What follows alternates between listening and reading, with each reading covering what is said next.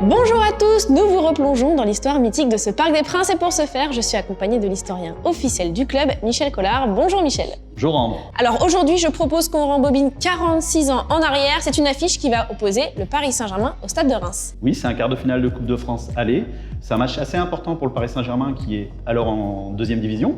Daniel Echter est président depuis quelques mois et c'est vrai qu'il y a une ambition justement du président et du club de séduire le public parisien avec un stade qu'on espère rempli. Bon, le problème, c'est qu'il y a un hic autour de ce match et on est là pour raconter une histoire de maillot, Michel. Oui, donc une heure avant le match, c'est l'affolement car on s'aperçoit que les deux équipes ont les mêmes couleurs.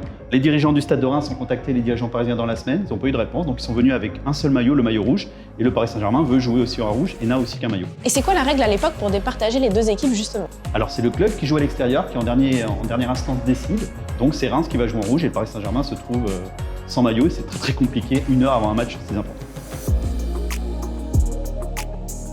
Bon, finalement, Michel, comment est-ce que le Paris Saint-Germain a réussi à sortir de cette histoire, pouvoir jouer en étant conforme aux règles? Alors évidemment, à une heure de coup d'envoi, impossible d'aller récupérer des maillots blancs au centre d'entraînement.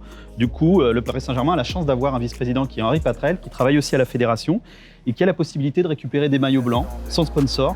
Et donc le Paris Saint-Germain va jouer ce match si important avec un maillot sans sponsor et sans logo, c'est assez surprenant et c'est incroyable. Pour la première mi-temps, en tout cas, parce que je crois savoir que pour la deuxième mi-temps, c'était encore plus folklorique, non? Bah oui, car à la mi-temps, évidemment, les joueurs ont eu chaud, ils ont dû changer et il n'y avait qu'un jeu de maillots. Donc du coup, on a sorti des maillots blancs, mais avec le coq tricolore. Donc les joueurs sont revenus sur la pelouse et ont joué la seconde mi-temps avec le maillot de l'équipe de France, qui est totalement fou.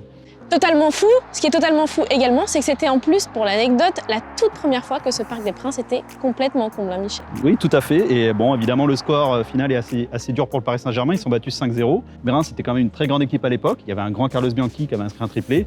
Donc voilà, en tout cas, c'est une histoire incroyable que seul le Paris Saint-Germain peut nous donner. Et qu'on adore vous raconter. Évidemment, on se donne rendez-vous très vite pour vivre de nouvelles anecdotes. Merci Michel. Avec un grand plaisir.